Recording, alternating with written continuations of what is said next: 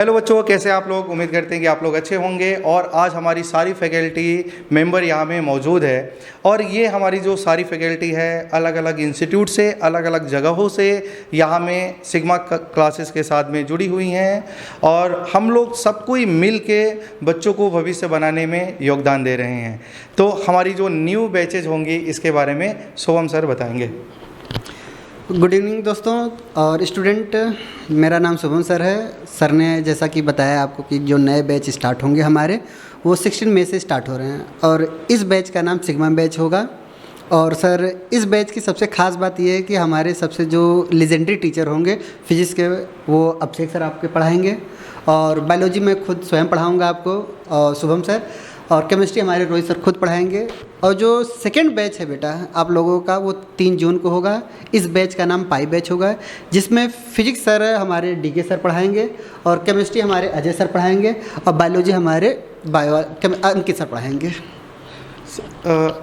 सोम sir, ये आपका ये जो बैच है वो जैसे आपने बताया कि 16 से शुरू हो रही है। ये बैच की टाइमिंग क्या होगी? एक बैच में कितने बच्चे होंगे? उसके बारे में थोड़ा बताइए आप। बेटा आप लोगों का जो बैच स्टार्ट होने जा रहा है 16 मई से, इस बैच की सबसे ख़ास बात ये होगी कि हमारे जितने भी अच्छे टीचर, एक्सपीरियंस टीचर हैं वो पढ़ाएंगे।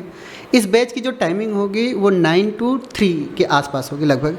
और जो एक बैच होंगे 145 मिनट के होंगे, 1 hour 45 minutes, जिसमें से सबसे पहली क्लास आपकी फ़िज़िक्स चलेगी, क्योंकि आपकी माइंड फ्रेश रहते हैं उस समय। उस दौरान आपको बहुत ही अच्छी चीज़ें गेन करने को मिलेंगी।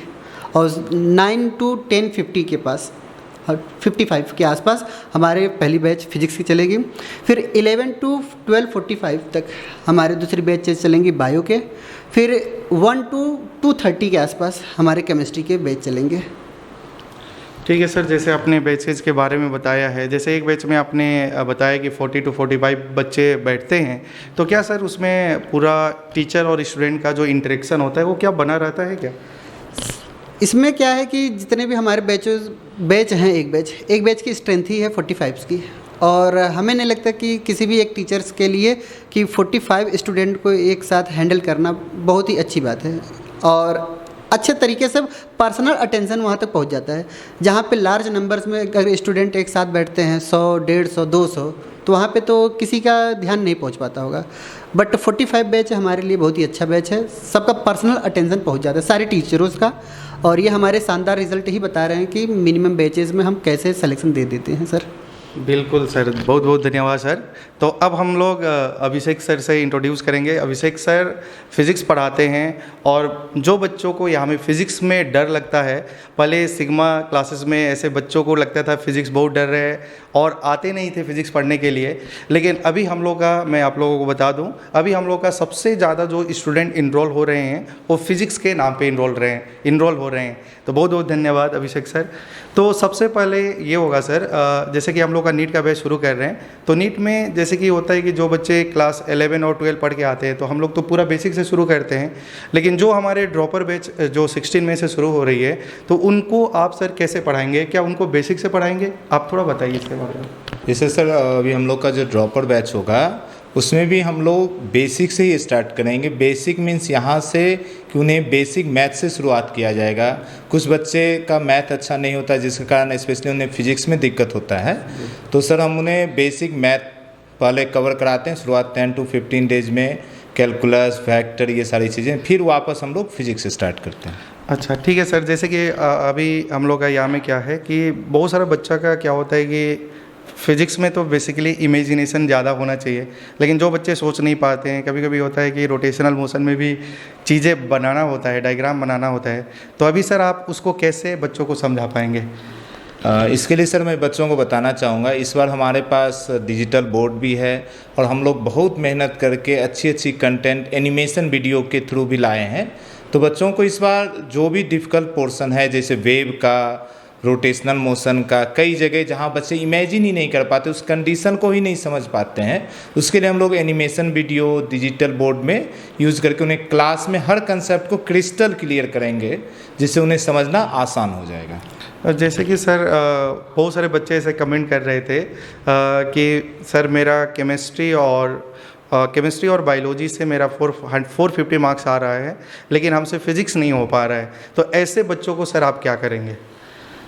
इसके लिए सर मैं पहले बच्चों को ये समझाना चाहूँगा कि आपको फिज़िक्स को एक सब्जेक्ट के रूप में समझना पड़ेगा कि फ़िज़िक्स एक सब्जेक्ट कैसा है।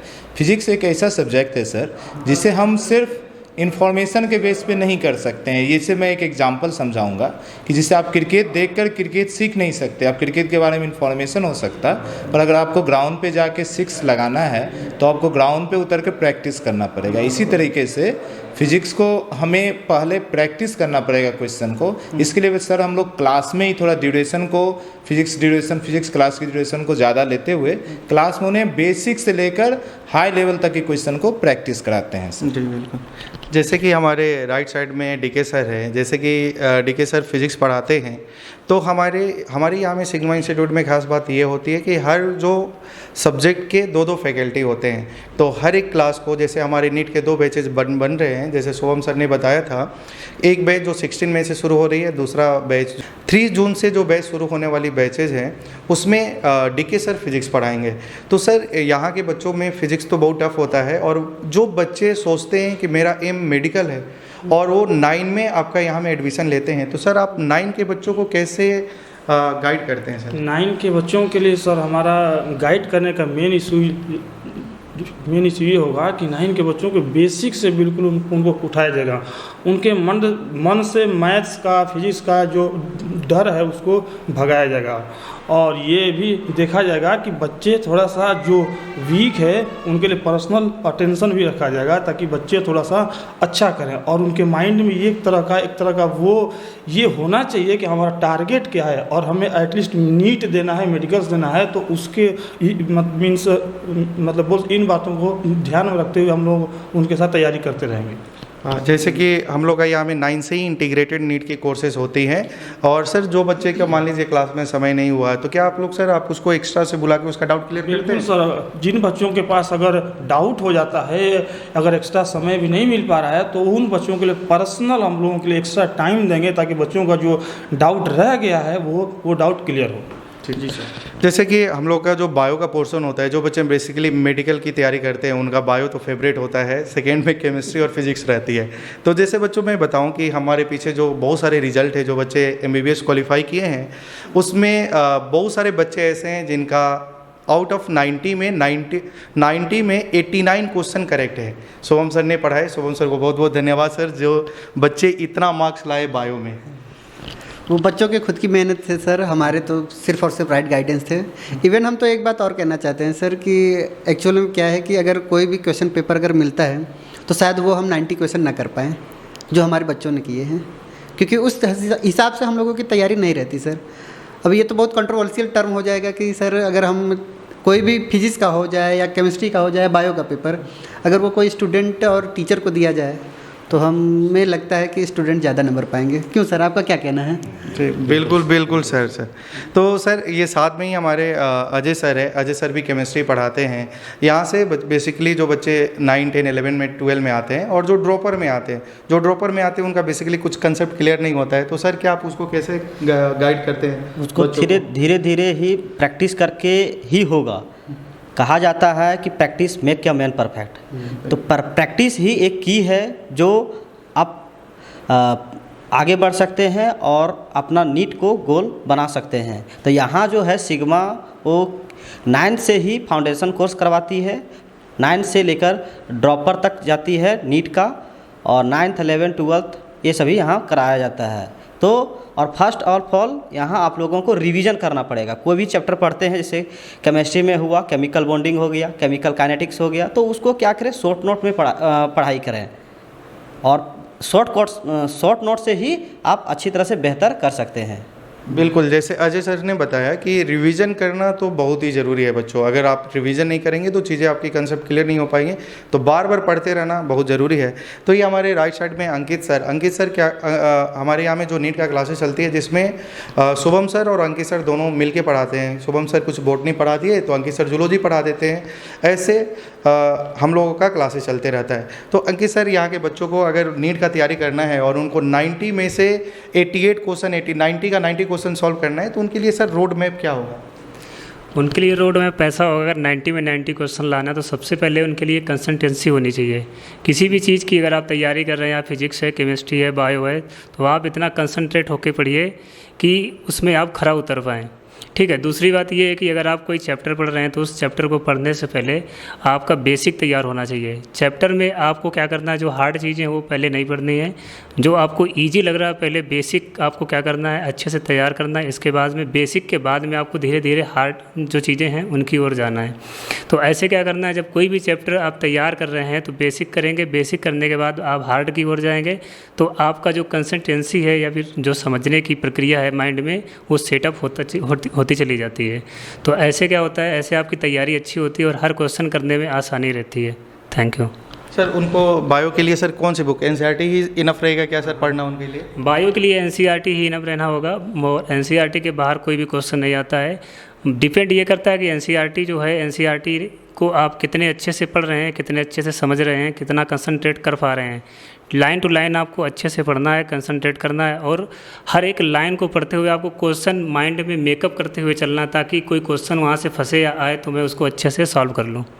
बिल्कुल सर। बेसिकली सिग्मा इंस्टीट्यूट की खास बात ये है कि हम लोग पूरा एनसीईआरटी को फोकस करते हुए, एनसीईआरटी जैसे सोहम सर और अंकित सर या केमिस्ट्री के हम लोग और फिजिक्स सर, हम लोग एनसीईआरटी बिल्कुल भी एनसीईआरटी की लाइन बाय लाइन पढ़ाते हैं, लाइन बाय लाइन बच्चों को याद करा देते हैं।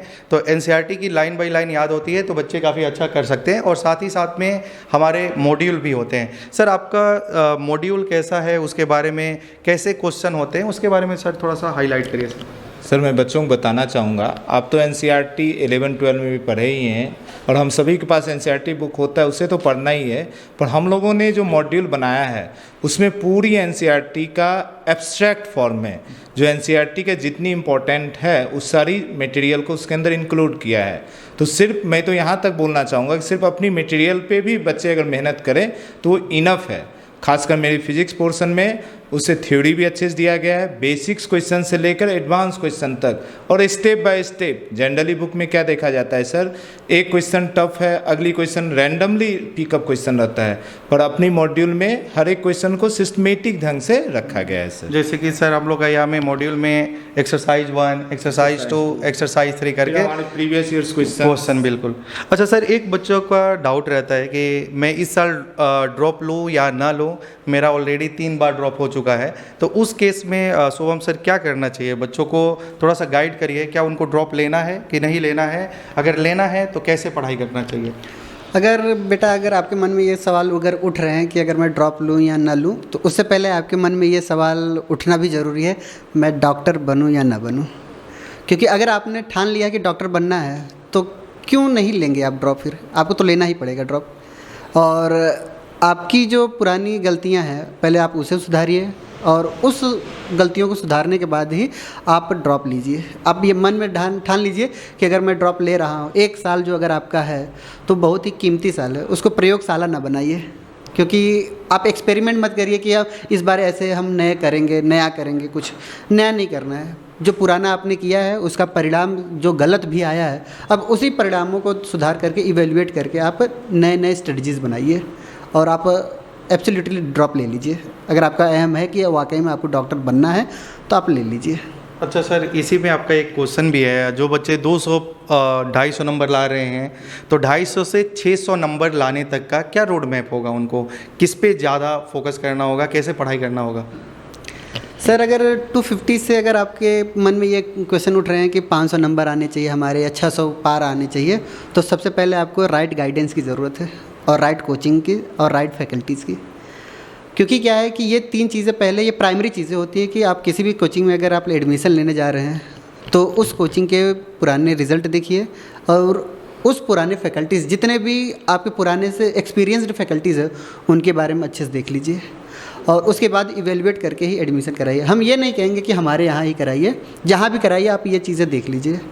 और लगातार अगर इन सब चीज़ों के लिए आपके सिलेक्शन के पीछे कोई भी जिम्मेदार नहीं है, ना तो हम हैं ना तो कोई, सिर्फ और आप जिम्मेदार हैं। क्योंकि आपने ही तो ठाना है कि हमें डॉक्टर बनना है, आप ही तो निर्णय लेते हैं कि हमें इस कोचिंग में जाना है, आप ही तो आप निर्णय लेते हैं कि हमें इसी टीचर से पढ़ने हैं, तो फिर जिम्मेदार कौन हुआ? आप हुए ना। तो लगातार कॉन्टीन्यूटी आपकी बनी रहे, और कंसिस्टेंसी बनी रहे और राइट गाइडेंस की तरह और राइट डायरेक्शन में आप मेहनत करिए। नहीं तो अगर गलत डायरेक्शन में अगर आप वर्क करते हैं तो वर्क डन ज़ीरो होता है। इसमें सर मैं एक और पॉइंट ऐड करना चाहूँगा। जनरली देखा गया जो बच्चे का स्कोर कम आता है 200-250 में, वो कहीं ना कहीं एक मेजर गलती करते हैं कि वो एक सब्जेक्ट पे या 2 सब्जेक्ट पे ही फोकस करते हैं और वो उन्हें लगता है, जनरली मैं देखा हूँ बायोलॉजी ग्रुप के बच्चे फिजिक्स को छोड़ देते हैं। तो अगर आपको 500 प्लस 600 प्लस ऐसा स्कोर करना है तो आपको इक्वली वेटेज, इक्वली मेहनत करना है। जैसे आप इंस्टीट्यूट में इक्वली टाइम दिया जाता है, 3 सब्जेक्ट आपको पढ़ाया जाता है, ऐसा ही सेल्फ स्टडी करते समय घर पे भी आपको इक्वली वेटेज देना है। फिजिक्स को भी 2 आवर पढ़ना है, केमिस्ट्री को भी 2 आवर पढ़ना है और बायोलॉजी को भी 2 आवर पढ़ना है। जो सब्जेक्ट आपका फेवरेट है उस पर तो पढ़ना ही है, पर अगर जो फेवरेट नहीं है, जो समझ में नहीं आ रहा, उसे तो और ज़्यादा मेहनत करना पड़ेगा, तभी तो वो एग्ज़ाम में हमारे ज़्यादा स्कोर कर पाएगा। जी, जैसे सर बहुत सारे बच्चों का ये भी होता है कि मैं तो बिलो एवरेज स्टूडेंट हूँ लेकिन मेरा सपना है डॉक्टर बनने का। सर तो उनको क्या करना चाहिए? वो क्या उनका सपना पूरा हो सकता है? क्या वो मेहनत करे तो MBBS क्वालिफाई कर सकते हैं? बिल्कुल सर। अगर किसी भी बच्चे के मन में ये सवाल आता है कि सर हम तो, मेरे मार्क्स बहुत कम हैं, बेटा यहाँ पे जितने लोग खड़े हैं ना, इनके किसी के मार्क्स अच्छे नहीं होंगे अगर पुराने में देखेंगे तो मार्क्स केवल बताने को होते हैं। आप लगातार, आपकी मेहनत जो होती है आप ही की रंग लाएगी। और अगर आप अपने आप को बिलो एवरेज मानते हैं तो ये आपकी गलती है। सबके अंदर अपन एक ऐसी पोटेंशियल होती है कि वो किसी भी गोल को अचीव कर सकती है, बट आपको लगन और मेहनत और सही डायरेक्शन में मेहनत करने की ज़रूरत है और कुछ नहीं सर। जैसे कि सिग्मा क्लासेस की यही एक खास बात है कि हम लोग का यहाँ में देखें, जो टॉपर बच्चे होते हैं वो तो सेल्फ स्टडी करके पढ़ाई भी कर लेते हैं, उनका सिलेक्शन हो जाता है। लेकिन हम लोग जो एवरेज स्टूडेंट होते हैं उनको उनका ड्रीम कॉलेज में एडमिशन दिला देते हैं। हम लोग कोशिश करते हैं, ये हमारी फैकल्टी उनके पीछे काफ़ी डेडिकेट करके काफ़ी मेहनत करती है। और वो बच्चे जो बिलो एवरेज है, जो कभी सपना देखे थे कि क्या मैं MBBS कॉलेज में एडमिशन ले पाऊँगा कि नहीं ले पाऊँगा, ऐसे बहुत रिजल्ट हैं जिन्होंने बिलो एवरेज होते हुए भी उन्होंने अपना ड्रीम कॉलेज में एडमिशन कर लिया। तो इसका ये मतलब है कि आप अगर मेहनत करेंगे, आप जिस चीज़ को ठान लेंगे वो आप कर सकते हैं। दूसरा क्वेश्चन हमारे अभिषेक सर से होगा। सर जैसे कि बच्चे घर में पढ़ाई करते हैं लेकिन उतना इफेक्टिवली पढ़ाई नहीं कर पाते हैं, तो क्या सर इंस्टीट्यूट में कुछ लैब के बारे में, जैसे लाइब्रेरी के बारे में थोड़ा सा हाईलाइट करिए सर। मैं बच्चों को बताना चाहूँगा सर कि हमारे पास हर ब्रांच में, चाहे वो रोइंग हो या पासीघाट हो, सभी ब्रांच में वो सभी फैसिलिटी अवेलेबल है जो कोटा में और बड़ी बड़ी इंस्टीट्यूट में बाहर अवेलेबल होता है, जिसके कारण यहाँ के बच्चे दूसरे स्टेट में जाके पढ़ते हैं। जैसे सर आपने अभी बताया कि बच्चे घर में पढ़ने में, कई बच्चे माहौल नहीं हो पाता उनके पास पढ़ने के लिए, उसके लिए हमारे पास लाइब्रेरी है जहाँ पे रात के 9, 10, 11 बजे तक ऐसा वो पढ़ सकते हैं। वहाँ पे टीचर्स भी उन्हें अवेलेबल रहते हैं, डाउट काउंटर भी रहता है। अगर पढ़ते समय उन्हें कोई डाउट हुआ तो टीचर से अपनी डाउट को 1-to-1 क्लियर कर सकते हैं। इसके साथ साथ जो बाहर के बच्चे हैं उनके लिए PG अवेलेबल है, हॉस्टल्स है, बॉयज़ के लिए, गर्ल्स के लिए अलग। स्पेशली हम लोग खुद फूड का भी ध्यान रखते हैं। बाहर रहने वाले बच्चे को कई बार अच्छा खाना नहीं मिलता है, जिसके कारण उनका कंसंट्रेशन नहीं बन पाता, तो हम लोग उन्हें एकदम अच्छे से जो भोजन होता है वो उपलब्ध कराते हैं। जैसे सर ने बताया, हम लोग का यहाँ में हॉस्टल फैसिलिटीज़ भी है जो बॉयज़ और गर्ल्स के लिए अलग अलग है। जो बच्चे, हम लोग का यहाँ में बहुत दूर दूर से बच्चे आते हैं, जैसे कि दापोरी जो हो गया, इंक्योंग हो गया, बसार हो गया, रोइंग, तेजू, नमसाई, अगर इधर जाए तो ईटानगर से भी बहुत दूर दूर से बच्चे आते हैं। तो उनको हम लोग एक अच्छा से हॉस्टल प्रोवाइड करते हैं जिसमें उनका खाना 3 टाइम्स होता है।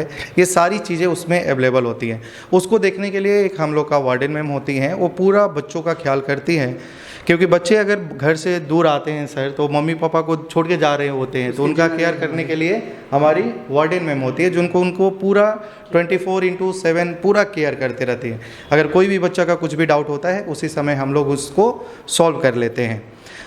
और दूसरी इम्पोर्टेंट बात ये है कि जो बच्चे हम लोग का यहाँ में पढ़ाई करते हैं सर, क्या उनका अगर मार्क्स सर जिसका 350 मार्क्स है, तो क्या कुछ स्पेशल ऑफर भी है क्या ये इंस्टीट्यूट में? हाँ सर, जो बच्चे का अभी जो एग्ज़ाम हुई है 5 मई को, उसमें अगर नीट में 350 प्लस मार्क्स आ रहा है तो उनके लिए एक तो अलग से बैच भी बनाया जा रहा है, जो स्पेशली एम्स हम लोग का टारगेट होगा, एम्स में सीट के लिए, और उन्हें अलग अलग स्कॉलरशिप मिलेगा, तो वो ऑफिस में आकर संपर्क कर सकते हैं इसके लिए। बहुत सारे पेरेंट्स को ऐसा ही होता है कि अगर मेरा बच्चा बहुत दूर जाके पढ़ाई कर रहा है तो वो कैसे पढ़ाई कर रहा है, उनका टेस्ट रिजल्ट क्या है, उनका रिपोर्ट मैं कैसे देखूं। तो हम लोग का यहाँ में ऐसा होता है कि एक पेरेंट्स का अलग ग्रुप बनता है और एक स्टूडेंट का अलग ग्रुप बनता है। तो डेली जो अटेंडेंस होती है हमारी पेरेंट्स को अपडेट की जाती हैं। हर एक टेस्ट में जो बच्चा आज एब्सेंट है वो भी बताया जाता है। तो डायरेक्टली हमारी इंस्टीट्यूट पेरेंट के साथ में कनेक्ट रहती है। इससे क्या होता है, इससे ये होता है कि जो बच्चे मान लीजिए टेस्ट में कम मार्क्स आ रहे हैं तो पेरेंट्स भी उनको अच्छा से गाइड कर सकते हैं और हम लोग भी उनको अच्छा से मोटिवेट करके आपका कहाँ लैक हो रहा है इसके बारे में बता देते हैं। और हम लोग का जो टेस्ट होता है सर, टेस्ट जो हम लोग का चैप्टर वाइज टॉपिक वाइज ऐसे होते रहते हैं। और हम लोग का जो टेस्ट होता है जिसमें जैसे कि मैं आपको बता दूं कि फिजिक्स का एक चैप्टर का टेस्ट हो गया, केमिस्ट्री का हो गया, बायो का हो गया, तो चैप्टर वाइज तो टेस्ट होता ही होता है। साथ में तीनों चैप्टर का कंबाइन एक टेस्ट होता है। फिर जब चैप्टर 2 होगा चैप्टर वाइज हो जाएगा, लेकिन जो नेक्स्ट टेस्ट होगा वो टेस्ट 1 प्लस टेस्ट 2 का कम्बिनेशन होगा। इससे ये होता है कि बच्चे अपने जो रिवीजन भी करते रहते हैं, साथ में भूलते कुछ भी नहीं है। तो सर सिग्मा क्लासेस का मेन मोटिव क्या है? सर सिग्मा क्लासेस का मेन अगर मोटिव अगर बात की जाएगी तो अरुणाचल प्रदेश को एक अच्छे से शिक्षा का हब बनाना है। और ख़ासकर स्पेशली जितने भी अरुणाचल प्रदेश के लोग अगर हैं स्टूडेंट हैं वो बहुत ही बाहर जा कर के पढ़ाई करते हैं, गुवाहाटी जा कर के या फिर कोटा चले जाते हैं। सर एक मैं क्वेश्चन करूँगा, जैसे बहुत सारे स्टूडेंट को ऐसा लगता है कि सिग्मा इंस्टीट्यूट की क्या फ़ी बहुत ज़्यादा है, क्या बच्चे जिनका पास फ़ी नहीं है क्या वो भी पढ़ सकते हैं, क्या वो भी अपना सपना देख सकते हैं? क्या सिग्मा क्लासेस का कोलैबोरेशन ABK का तरफ से हो, उसके बारे में थोड़ा सा बता दीजिए। सर हम आप लोगों को ये बताना चाहते हैं कि अगर किसी भी बच्चे के मन में ये सवाल आ रहे हैं कि अगर हमारे फाइनेंशियल कंडीशन अगर सही नहीं है तो हमारे यहाँ की सिग्मा मैनेजमेंट जो टीम होती है वो उस बच्चों को फ्री में भी पढ़ाने का काम करती है। बट आपको उस लायक होने की चाहिए, आपकी फ़ाइनल कंडीशन वाकई में ख़राब होनी चाहिए और आप पढ़ने में बहुत अच्छे होने चाहिए। क्योंकि किसी भी तरीके से हमारा मेन मोटिव उद्देश्य ही हमेशा से, जब हमने शायद स्टेबल ही किया था सर, तो हमने इस उद्देश्य से किया था कि अरुणाचल प्रदेश का हर एक बच्चा बहुत ही शिक्षित होना चाहिए। और जितने भी अच्छे जितनी शिक्षा अगर ज़्यादा होगी अच्छा तो उतना ही अच्छा डेवलपमेंट होगा हमारे कंट्रीज़ का और हमारे स्टेट का। और मेन उद्देश्य तो हम अगर बताना चाहेंगे तो सबसे पहला यही है कि सबसे सस्ता एजुकेशन अगर है कहीं पे तो हमारी सिग्मा टीम देती है, प्रोवाइड करती है। किसी भी बच्चे का अगर पढ़ाई अगर रुक रहा है किसी फाइनेंशियल कंडीशन की वजह से तो हम नहीं रुकने देंगे, क्योंकि आदि बानी के बांग की जो सोसाइटी है वो हमें खुद ही प्रोवाइड करती है स्टूडेंट्स को फ्री में पढ़ाने के लिए। और हमारी सारी टीम उस पर अच्छे से वर्क करती है, यही हमारा मेन उद्देश्य है सर। तो सभी के बच्चों के मन में ये क्वेश्चन आता है कि सर हमें क्या ड्रॉप लेना चाहिए या नहीं लेना चाहिए, इसके बारे में रोहित सर आपका क्या ख्याल है? मेरा कहना है बिल्कुल ड्रॉप लेना चाहिए। ये आपका सबसे समझदारी भरा डिसीजन है। 1 साल ज़रूर लगेगा, मेहनत ज़रूर लगेगी, लेकिन जो बच्चे सोचते हैं कि मैं पढ़ नहीं सकता, मैं पढ़ के थक गया हूँ, वो बिल्कुल भी ड्रॉप ना ले।